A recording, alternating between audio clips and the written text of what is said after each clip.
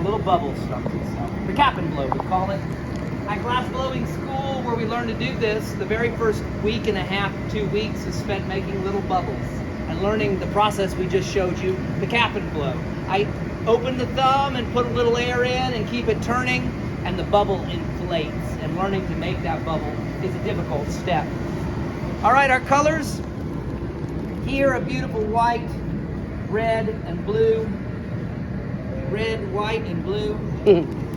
I do have another blue, a sparkly blue. Would you want it to be sparkly or not sparkly? This one's more of a navy blue, the darker blue. This is designing here. He's picking out his colors and helping me create a piece that he gets to drink out of. What do you think looks better? You tell me. I think what you think is what I think. Yeah. All right, we'll do this one. Yeah. So how many colors is that? How many colors? Red, white, and blue is how many colors? Yeah. Can anybody tell me a shape that has 3 sides? What shape has 3 sides?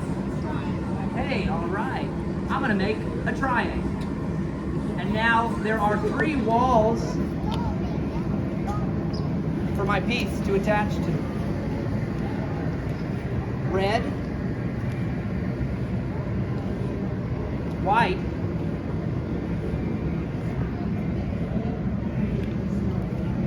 and blue. The red is up, and I have to remember where the red is. Because in a minute when I come out, everybody's going to look orange. The red is down now. And as I continue to switch the pipe up and down, because it's a triangle, there's always going to be one side up or down, and today that will be the red side. That way as I come out, I'll know which is red and which is white, because they all look the same. Red. The white looks a little different because it's polka dots, little thicker pieces. How hot is that? You want me to touch it and find No, out? I do not. I'm gonna guess because it's in motion, it's around 16 to 1700 degrees. Wow. Glass starts to move at around 1400 degrees. It moves pretty amicably at about 18 and then turns into honey by 2100.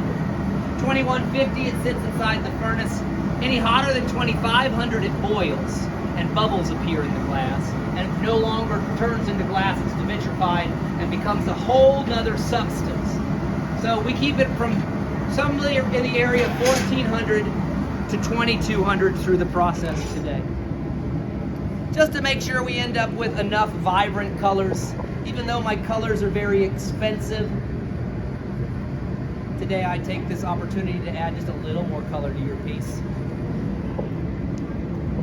I don't let expense get involved in my work. Energy is all I'm thinking. Now to truly rotate this thing without having the colors overlap one another, I need to change its shape back to a round cylinder. This I started practicing when I was about 2 years old. I wasn't a glass blower back then, but 2 to 4 of my time was spent making Play-Doh snakes on the table, and it truly is my Play-Doh snake practice which has taught me how to create a cylinder that is round. Just keep rolling. I used to sing all day long as I would roll the dough. My mother would tell me later on in life that if she tried to get me to use a pencil or a crayon, I would always throw it down and leave within a few minutes. But if I was given Play-Doh or blocks, I would sit and play all day, and I've been a 3D artist my whole life.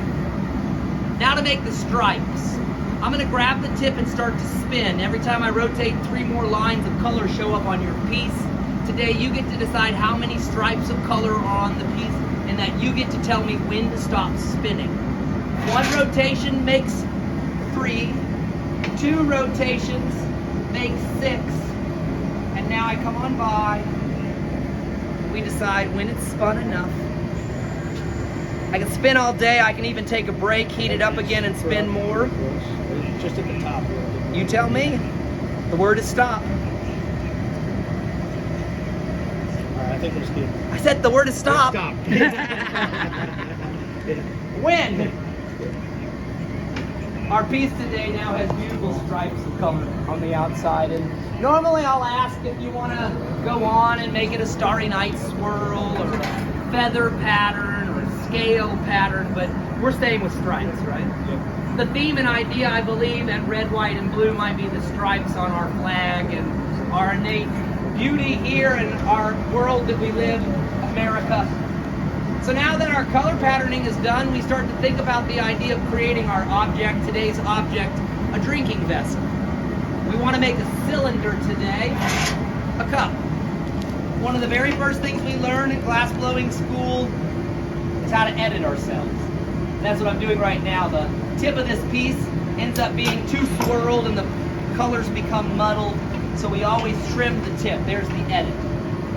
Now the other goal in glass blowing school, we learn how to inflate a bubble and take form, and today we're going to do that using a mold and as well air pressures.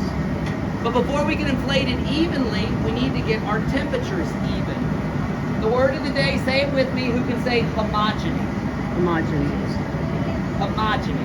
Homogeneous. A harmony of temperatures. We need the glass to be all one temperature if we're going to inflate it evenly. And so with that, we spend a good moment here heating it all the way to its core. The block produces a chilled outside which will allow our bubble to stretch more evenly. Trap air in the pipe, moisture builds, pressures expand, and a bubble emerges all by itself. And now we're hollow again on our inside, and our pattern begins to stretch. If I don't make it even right now, it won't be an even cup. So I chill the sides here, cooling them off as I blow. Chill and blow.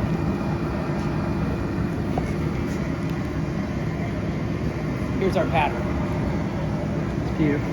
Right now it's on the surface, but all those cups you looked at and the one we're going to make today, the color's on the inside.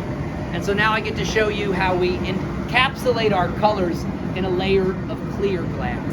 Now I don't want to make this cup too heavy for you, and so what I'll do is get a very thin layer, and there's a couple ways I can do that. I'm going to let it cool off. That's the first thing I do. It needs to come back to around 1200 degrees, so that way I can have stability in the glass. While it cools off, I cool off. Cheers. I coat it and then I dangle it downwards, allowing a good bit of the glass just to strip right back into the furnace. The second way is using the table. I pull.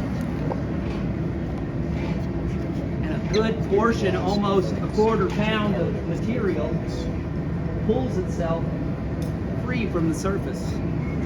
Trimming. Now this is still good clear, so I'm going to let it sit there for a minute, just cooling off. And after it's had a chance to cool, John will roast it on both sides. Medium well, if you will.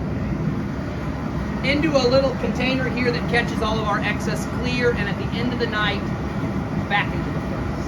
My furnace eats a lot like you do. Every once in a while it's fresh chicken nuggets, but for the most part it's leftovers. I'll start that process off, and then I'll give it a little extra air for yours because we want it a little wider. But let's start our blowing here. The mold is made from graphite. It's good to heat up the graphite slightly. So before I start my shaping here, all I'm doing at this moment is allowing the mold to get a little warm, but also the bottom to get a little cold. I'm chilling the tip of the piece. That way now, as we make our piece, that area will stay the thickest. My goal is to come flying out of the furnace with a hollow tube of Jello and land in that little cup right there and not out in the audience. To blow and turn.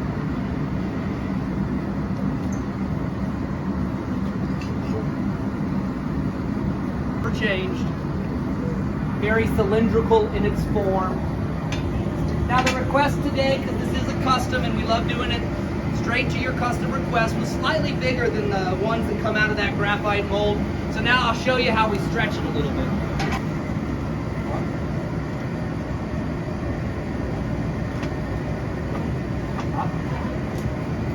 That accomplishes that diameter we asked for. As well, what we've done now is separated the cup from the rod. It's ready to separate, encouraging this piece. Now the hard part. But let's be real, separation's not easy for any of us. Kids, eventually we have to separate from our makers. Now, this one's not like that one though. This is where they cut us away from mom. That's right, we all gotta be born. Anybody remember their birth? That's how stressful it was. You blacked it out of your memory completely. Put John's little puntile on center. The final thing that really gets the puntile to separate is a drop of cold water and a tap. Because John brought us just the most amazing puntile. He separated here while staying connected there.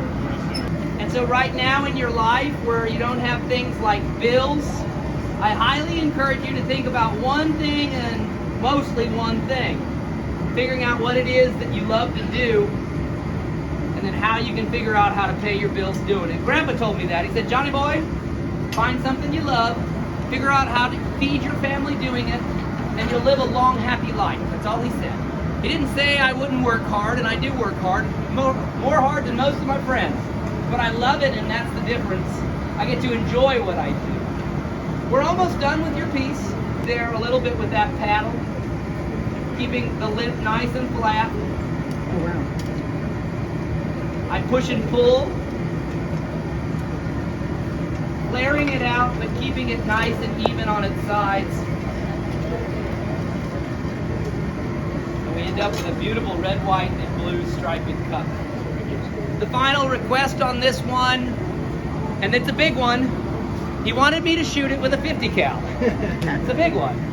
If you ever seen a 50 cal shoot, you know it can put a hole in the tank. I love the idea. Oh, you're good. Yeah, I've got it. Thanks, Johnny. I love 3,000 plus degrees of heat right now added to the side. I not only heat the glass on the outside, I also heat the glass on the inside. And now we have an area that is liquid hot, both inside and out. Timing is everything. If the cup gets too cold, it cracks and breaks. If the spot is not hot enough, it doesn't dent. Duck and cover, John. I dent to chill, and then finally push and pull, and it comes in and out in one piece. We now have an indention the same size and diameter of a bullet, and at room temperature tomorrow or the next day, I glue in a 50 caliber. Now the other request, a thumb dent. I'm going to use my thumb now to dent it now. Just the place where your thumb can go, but I need to figure out how to dent it without touching it, because my fingers are not fireproof. That 2,000 degree spot has a little indention that's easier to grab a hold of. Now the last thing I didn't ask you, did you notice on a lot of those glasses they have a stamp on them? It's my stamp, my Glass by Glass logo. Would you like that on the bottom? Yeah, that's okay. Normally I say this piece is for sale, and if you want to take it home, this would be a $50 piece, but today this one's already claimed. The next one can be claimed by you if you want to design your own, but before anybody gets to take it home, I have to finish it. Another place where I break a lot of my work is when it separates from the puntile. What good is a cup with a hole in the bottom of it? Ask Liza, right? There's a hole in my bucket. We need to condense this piece. It's time to separate from its maker. Evening the temperatures is important. And now the final step, here we go. One more heat. I want to make sure that my bullet fits well. And now the last step. Send him off to college.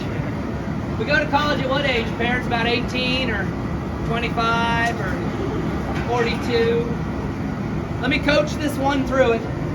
Mr. Cup, your mother and I, we love you, right?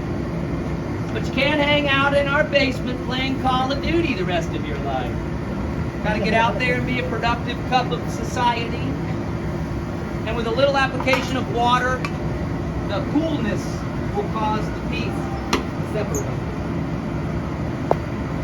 All right, the last request was for me to put my stamp of approval on it. This is my logo in a stamp, same way that you stamp a wax seal on a letter. I can now push downwards, put my stamp of approval. John, there's a small hole to dive into. Down into the kiln it goes. The cup gets a 12-hour day at the day spa, relaxing and relieving stresses. Tomorrow I'll glue it. That was my cup demonstration. Thank you so much for watching. What is your name? I love applause, a great form of feedback. I'm Johnny Glass. You can leave comments on the comment jar there for the performance you saw, but no better form of feedback than to take one of my cups home with you. Thanks for watching. Thank you. Excellent. Congratulations. You got a good piece. Thank you. All Appreciate it. right, so I got